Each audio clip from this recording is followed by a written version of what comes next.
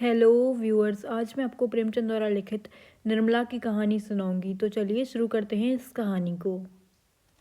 निर्मला सारी रात रोती रही। इतना कलंक उसने जियाराम को गहने ले जाते देखने पर भी मुंह खोलने का साहस नहीं किया। क्यों? इसलिए तो कि लोग समझेंगे कि यह मिथ्या दोषारोपण करके लड़के से बैर साध रही है। आज उसके मौन रहने पर भी उसे अपराधिनी समझा जा रहा है।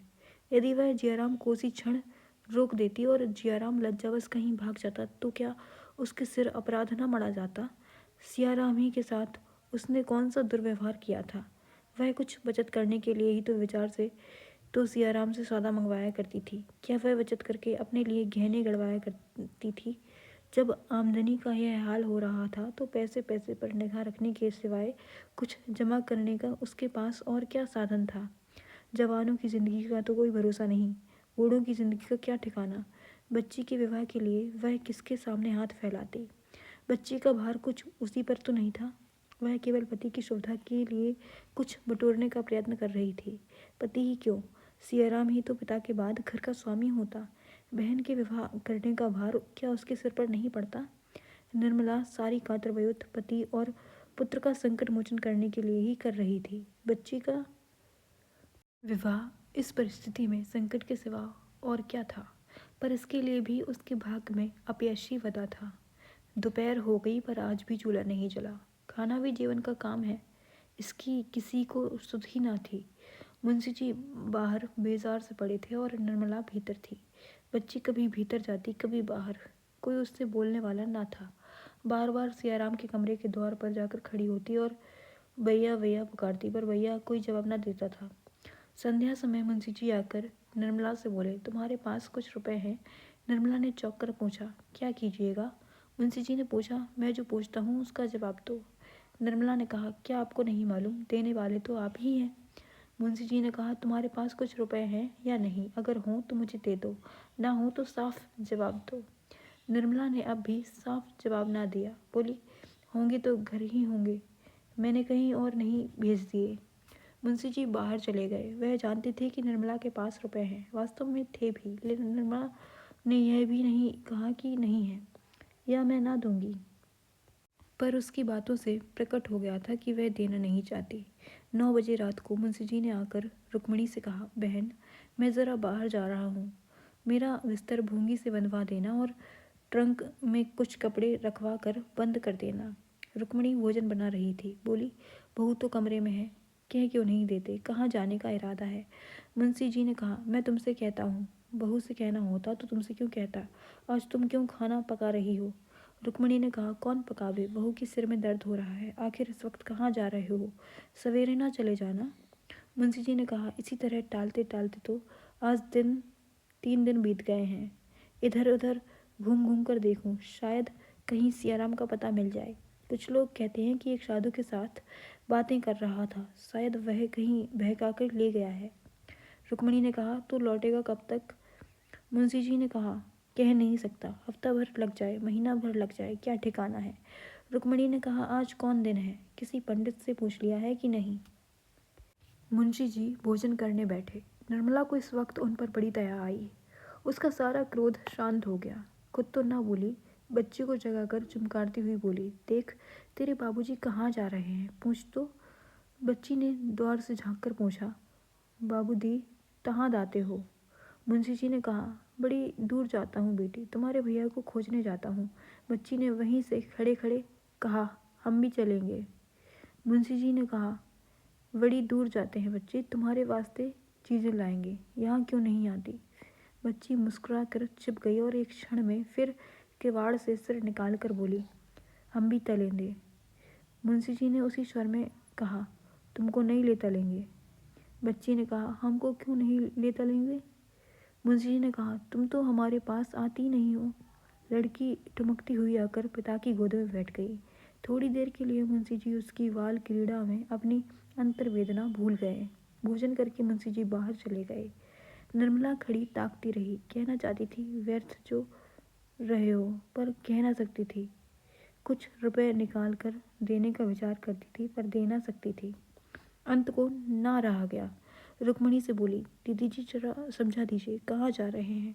मेरी जबान पकड़ी जाएगी। पर बिना बोले रहा ना जाता। बिना ठिकाने कहाँ खोजेंगे, व्यर्थ की हैरानी होगी। रुक्मिणी ने करुणा सूचक नेत्रों से देखा और अपने कमरे में चली गई। निर्मला बच्ची को गोद में लिए सोच रही थी कि शायद जाने के पहले बच्ची को देखने या मुझसे मिलने के लिए आवे, पर उसकी आशा विफल हो गई। मुंशी जी ने बिस्तर उठाया और तांगे पर जा बैठे। उसी वक्त निर्मला का कलेजा महसूसने लगा। उसे ऐसा जान पड़ा कि इनसे भेंट न होगी। वह अधीर होकर द्वार पर आई कि मुंशी जी को रोक ले, पर तांगा चल चुका था। दिन गुजरने लगे। 1 महीना पूरा निकल गया, लेकिन मुंशी जी न लौटे। कोई खत भी न भेजा। निर्मला को अब नित्य यही चिंता बनी रहती कि वह लौटकर न आए तो क्या होगा। उसे इसकी चिंता न होती थी कि उन पर क्या बीत रही होगी।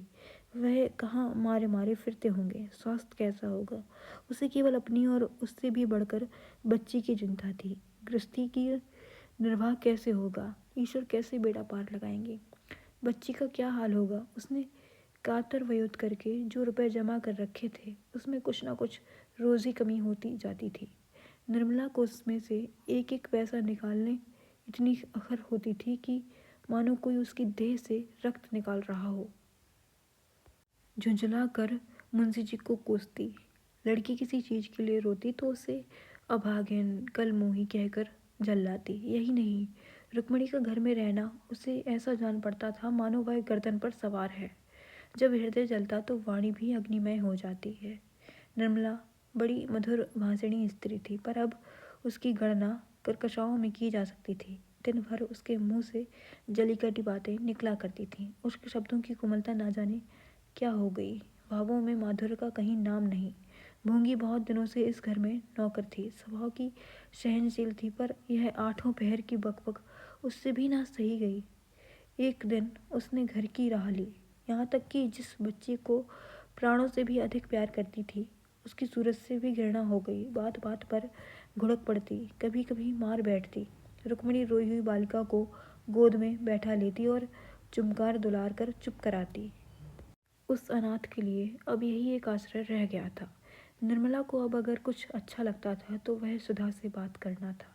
वह वहाँ जाने का अवसर खोजती रहती थी। बच्ची को अब वह अपने साथ ना ले जाना चाहती थी। पहले जब बच्ची को अपने घर सभी चीज़ें खाने को मिलती थीं तो वह वहाँ जाकर हंसती खेलती थी। अब वहीं जाकर उसे भूख लगती थी। निर्मला उसे घूर घूर कर देखती, मुट्ठियाँ बांध कर धमकाती, पर लड़की भूख की रट लगाना ना छोड़ती थी। इसलिए निर्मला उसे साथ ना ले जाती थी। सुधा के पास बैठकर उसे मालूम होता था कि मैं आदमी हूँ। उतनी देर के लिए वह चिंता से मुक्त हो जाती थी। जैसे शराबी शराब के नशे में सारी चिंताएं भूल जाता है, उसी तरह निर्मला सुधा के घर जाकर सारी बातें भूल जाती थी। जिसने उसे उसके घर पर देखा हो वह उसे यहाँ देखकर चकित रह जाता। वही कर्कश कटु भाषणी स्त्री यहाँ आकर हास्य विनोद और माधुर्य की पुतली बन जाती थी। यौवन काल की स्वाभाविक वृत्तियाँ अपने घर पर रास्ता बंद पाकर यहाँ किलोले करने लगती थीं। यहाँ आते वक्त वह मांग चोटी कपड़े लत्ते से लैस होकर आती थी और यथासाध्य अपनी विपत्ति कथा को मन में ही रखती थी। वह यहाँ रोने के लिए नहीं, हंसने के लिए आती थी। पर उसके भाग्य में यह सुख भी न पता था। निर्मला मामूली तौर से दोपहर को या तीसरे पहर से सुधा के घर जाया करती थी। एक दिन उसका जी इतना उबा कि सवेरे ही जा पहुंची। सुधा नदी स्नान करने गई थी। डॉक्टर साहब अस्पताल जाने के लिए कपड़े पहन रहे थे। मेहरी अपने काम धंधे में लगी हुई थी। निर्मला अपनी सहेली के कमरे में जाकर निश्चिंत बैठ गई। उसने समझा सुधा कोई काम कर रही होगी, अभी आती होगी। जब बैठे 2-3 मिनट गुजर गए तो उसने अलमारी से तस्वीरों की एक किताब उतार ली और केस खोलकर पलंग पर लेट कर चित्र देखने लगी। इसी बीच में डॉक्टर साहब को किसी ज़रूरत से निर्मला के कमरे में आना पड़ा। अपनी ऐनक ढूंढते फिरते थे। बेधड़क अंदर चले आए। निर्मला द्वार की ओर केस खोले लेटी हुई थी। डॉक्टर साहब को देखते ही चौंक कर उठ बैठी और सिर ढांकती हुई चारपाई से उतरकर खड़ी हो गई। डॉक्टर साहब ने लौटते हुए चिक के पास खड़े होकर कहा, क्षमा करना निर्मला, मुझे मालूम नहीं था कि यहाँ हो। मेरी ऐनक मेरे कमरे में नहीं मिल रही है, न जाने कहाँ उतार कर रख दी थी। मैंने समझा शायद यहाँ हो। निर्मला ने चारपाई के सिरहाने आले पर निगाह डाली तो ऐनक की डिबिया दिखाई दी। उसने आगे बढ़कर डिबिया उतार ली और सिर झुकाए देह समेटे संकोच से डॉक्टर साहब की ओर हाथ बढ़ाया। डॉक्टर साहब ने निर्मला को दो एक बार पहले भी देखा था, पर इस समय के से भाव कभी उनके मन में न आए थे। जिस ज्वाला को वह वर्षों से हृदय में दबाए हुए थे, वह आज पवन का झोंका पाकर दहक उठी। उन्होंने ऐनक लेने के लिए हाथ बढ़ाया तो हाथ कांप रहा था। ऐनक लेकर भी वह बाहर ना गए, वहीं खोए हुए से खड़े रहे। निर्मला ने एकांत से भयभीत होकर पूछा, श्रद्धा कहीं गई है क्या? डॉक्टर साहब ने सिर झुकाए हुए जवाब दिया, हाँ, जरा स्नान करने चली गई है। फिर भी डॉक्टर साहब बाहर ना गए, वहीं खड़े रहे। निर्मला ने फिर पूछा, कब तक आएगी? डॉक्टर साहब ने सिर झुकाए हुए कहा, आती होगी। फिर भी वह बाहर ना आए। उनके मन में घोर द्वंद्व मचा हुआ था। औचित्य का कोई बंधन नहीं, भीरुता का कच्चा धागा उनकी जबान को रोके हुए था। निर्मला ने फिर कहा, कहीं घूमने घामने लगी होगी, मैं भी इस वक्त जाती हूँ। भीरुता का कच्चा धागा भी टूट गया। नदी के कगार पर पहुंचकर भागती हुई सेना में अद्भुत शक्ति आ जाती है। डॉक्टर साहब ने सिर उठाकर निर्मला को देखा और अनुराग में डूबे हुए शब्द में बोले, नहीं निर्मला, अब आती ही होगी, अभी ना जाओ। रोज सुधा की खातिर से बैठती हो, आज मेरी खातिर से बैठो। बताओ कब तक इस आग में जला करूं? सत्य कहता हूँ निर्मला। निर्मला ने कुछ और नहीं सुना। उसे ऐसा जान पड़ा मानो सारी पृथ्वी चक्कर खाकर रही हो, मानो उसके प्राणों पर सहर्ष वज्रों का आघात हो रहा है। उसने जल्दी से अलगनी से लटकी हुई चादर उतार ली और बिना मुंह से एक शब्द निकाले कमरे से निकल गई। डॉक्टर साहब खिसियाए हुए से रोना मुंह बनाए खड़े रहे। उसको रोकने की या कुछ कहने की हिम्मत ना पड़ी। निर्मला ज्यों ही द्वार पर पहुंची, उसने सुधा को टांगे से उतरते देखा। सुधा उसे देखते ही जल्दी से उतरकर उसकी ओर लपकी और उससे कुछ पूछना चाहती थी, मगर निर्मला ने उस अवसर न दिया। तीर की तरह झपट कर चली। सुधा एक क्षण तक विस्मय की दशा में खड़ी रही। बात क्या है, उसकी समझ में कुछ न आ सका। वह व्यग्र हो उठी, जल्दी से अंदर गई। मेहरी से पूछा कि क्या बात हुई है। वह अपराधी का पता लगाएगी और अगर उसे मालूम हुआ कि मेहरी या किसी नौकर से उसे कोई अपमान सूचक बात कह दी है तो वह खड़े खड़े निकाल देगी। लपकी हुई वह अपने कमरे में गई। अंदर कदम रखते ही डॉक्टर को मुंह लटकाए चारपाई पर बैठे देखा। पूछा, निर्मला यहाँ आई थी? डॉक्टर साहब ने सिर खुजलाते हुए कहा, हाँ आई तो थी। सुधा ने कहा, किसी मेहरी अहरी ने उसे कुछ कहा तो नहीं? मुझसे बोली तक नहीं, झपट कर निकल गई। डॉक्टर साहब की मुख कांति मलिन हो गई। कहा, यहाँ तो उन्हें किसी ने कुछ भी नहीं कहा। सुधा ने कहा, किसी ने कुछ कहा है, देखो मैं पूछती हूँ, न ईश्वर जानता है, पता पा जाऊंगी तो खड़े खड़े निकाल दूंगी। डॉक्टर साहब सिटपटाते हुए बोले, मैंने तो किसी को कुछ कहते नहीं सुना, तुम्हें उन्होंने देखा ना होगा। सुधा ने कहा, वाह, देखा ही ना होगा, उनके सामने तो मैं तांगे से उतरी हूँ। उन्होंने मेरी ओर ताका भी, पर बोली कुछ नहीं। इस कमरे में आई थी। डॉक्टर साहब ने प्राण सूखे जा रहे थे, हिचकिचाते हुए बोले, आई क्यों नहीं थी? सुधा ने कहा, तुम्हें यहाँ बैठे देखकर चली गई होंगी। बस किसी मेहरी ने कुछ कह दिया होगा। नीच जात है ना, किसी को बात करने की तमीज तो नहीं है। अरे ओ सुंदरिया, जरा यहाँ तो आ। डॉक्टर ने कहा, उसे क्यों बुलाती हो? वह यहाँ से सीधे दरवाजे की तरफ गई। मेहरियों से बात तक नहीं हुई। सुधा ने कहा, तो फिर तुम्ही ने कुछ कह दिया होगा। डॉक्टर साहब का कलेजा धक धक करने लगा। बोले, मैं भला क्या कह देता, क्या ऐसा गवाह हूँ? सुधा ने कहा, तुम्हें उन्हें आते देखा, तब भी बैठे रह गए।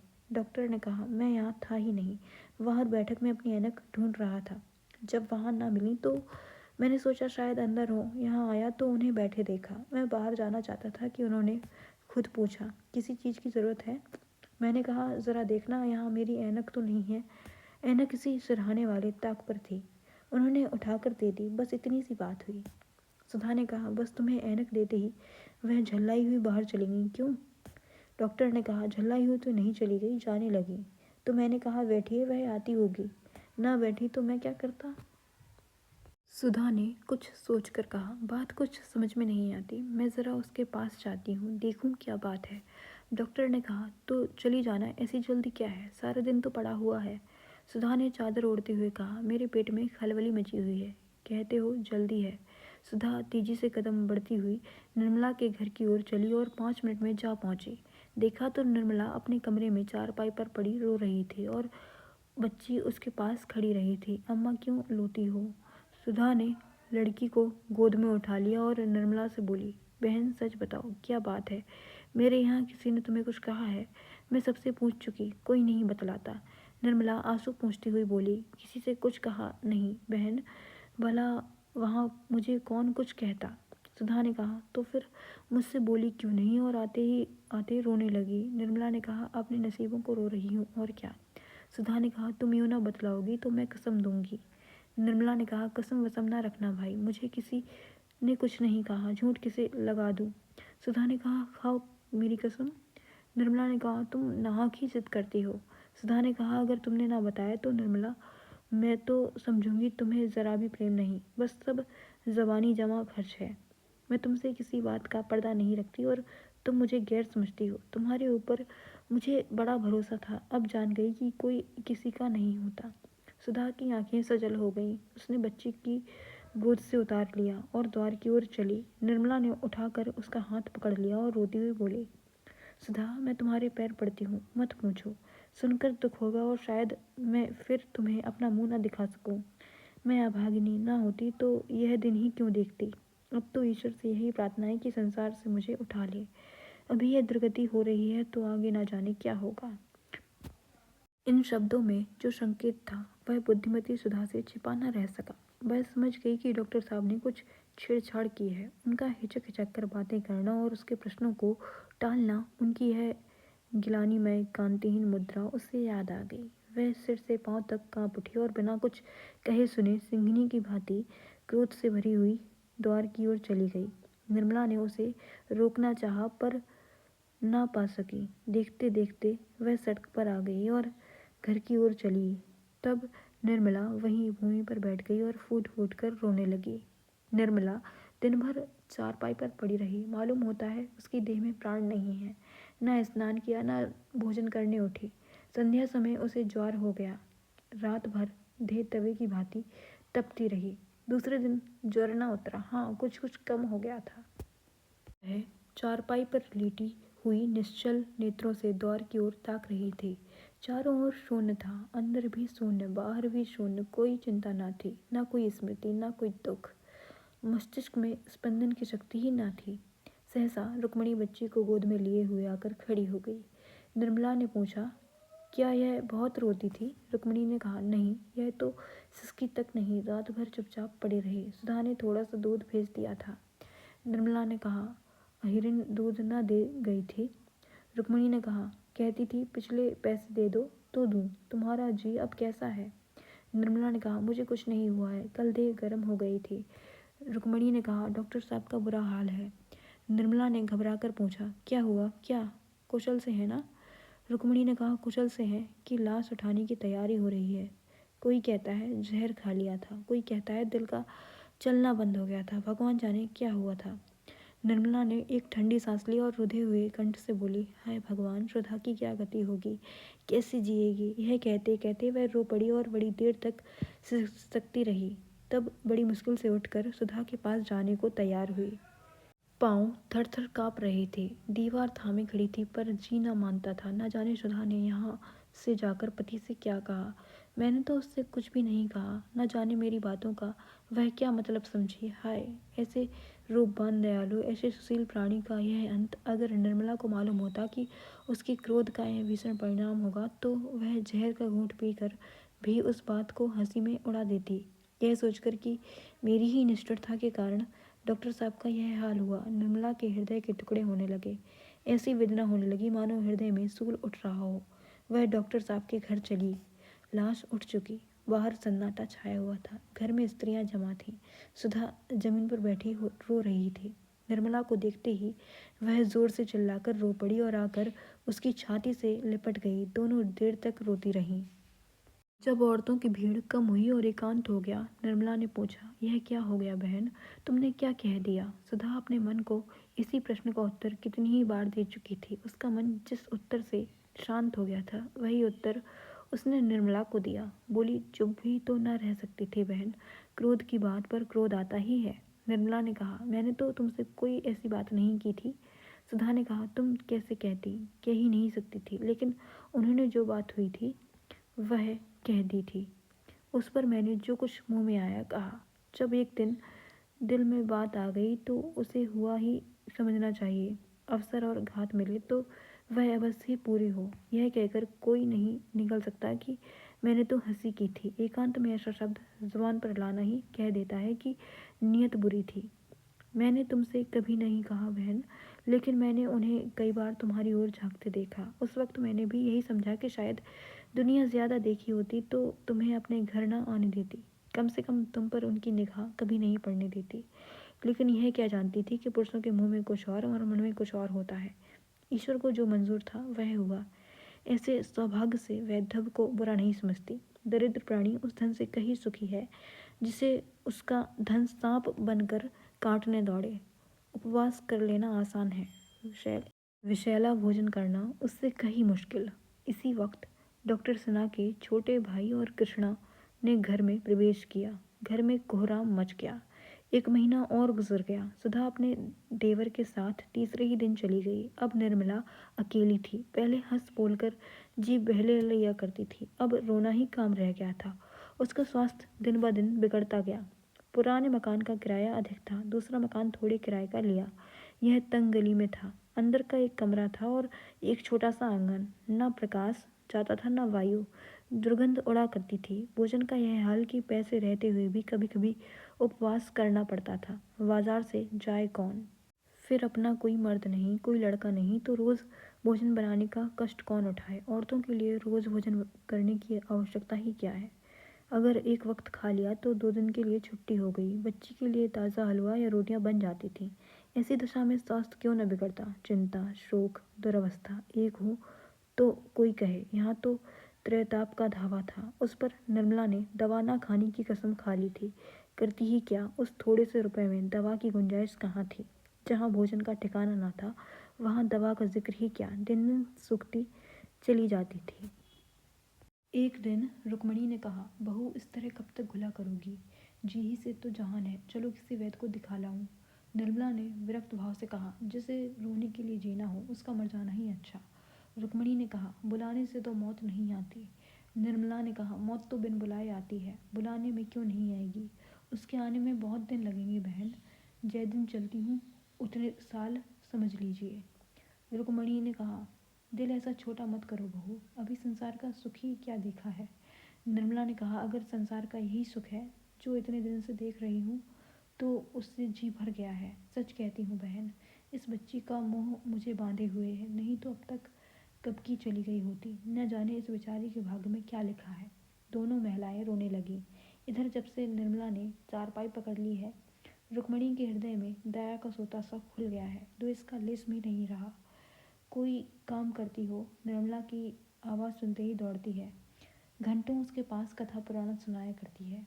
कोई ऐसी चीज़ पकाना चाहती है जिसे निर्मला रुचि से खाए। निर्मला को कभी हंसते देख लेती है तो निहाल हो जाती है और बच्ची को तो अपने गले का हार बनाए रखती है। उसी की नींद सोती है, उसी की नींद जागती है। वही बालिका अब उसके जीवन का आधार है।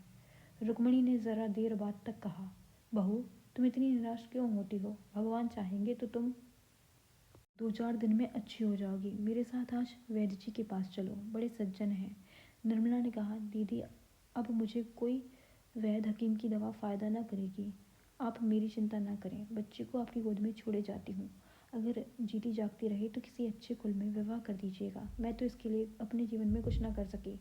केवल जन्म देने भर की अपराधिनी हो, चाहे कुंवारी रखिएगा, चाहे विष देकर मार डालिएगा, पर कुपात्र के गले ना मरिएगा। इतनी ही आपसे मेरी विनय है।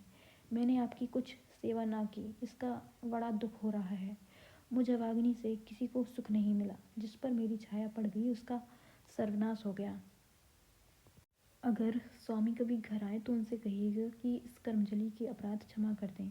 रुक्मणी रोती हुई बोली, बहू तुम्हारा कोई अपराध नहीं, ईश्वर से कहती हूँ, तुम्हारी ओर से मेरे मन में जरा भी मैल नहीं है। हाँ, मैंने सदैव तुम्हारे साथ कपट किया, इसका मुझे मरते दम तक दुख रहेगा। निर्मला ने कातर नेत्रों से देखते हुए कहा, दीदी कहने की बात नहीं, पर बिना कहे रहा नहीं जाता। स्वामी ने हमेशा मुझे अविश्वास की दृष्टि से देखा, लेकिन मैंने कभी भी मन में भी उनकी उपेक्षा नहीं की। जो होना था वह तो हो ही चुका था।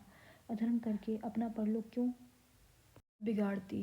पूर्व जन्म में न जाने कौन सा पाप किया था जिसका वह प्रायश्चित करना पड़ा। इस जन्म में कांटे बोती तो कौन गति होती। निर्मला की सांस बड़े वेग से चलने लगी, फिर खाट पर लेट गई और बच्ची की ओर एक ऐसी दृष्टि से देखा जो उसके चरित्र जीवन की संपूर्ण विपत्ति कथा की बृहद आलोचना थी। वाणी में इतनी सामर्थ्य कहाँ। 3 दिनों तक निर्मला की आंखों से आंसुओं की धारा बहती रही। वह न किसी से बोलती थी, न किसी की ओर देखती थी और न किसी का कुछ सुनती थी, बस रोए चली जाती थी। उस वेदना का कौन अनुमान कर सकता है। चौथे दिन संध्या समय वह विपत्ति कथा समाप्त हो गई। उसी समय जब पशु पक्षी अपने अपने बसेरे की ओर लौट रहे थे, निर्मला का प्राण पक्षी भी दिन भर शिकारियों के निशानों, शिकारी चिड़ियों के पंजों और वायु के प्रचंड झोंकों से आहत और व्यथित अपने बसेरे की ओर उड़ गया। मोहल्ले के लोग जमा हो गए। लाश बाहर निकाली गई। कौन दाह करेगा, यह प्रश्न उठा। लोग इसी चिंता में थे कि सहसा एक बूढ़ा पाथिक एक बकुचा लटकाए आकर खड़ा हो गया। यह मुंशी तोताराम थे।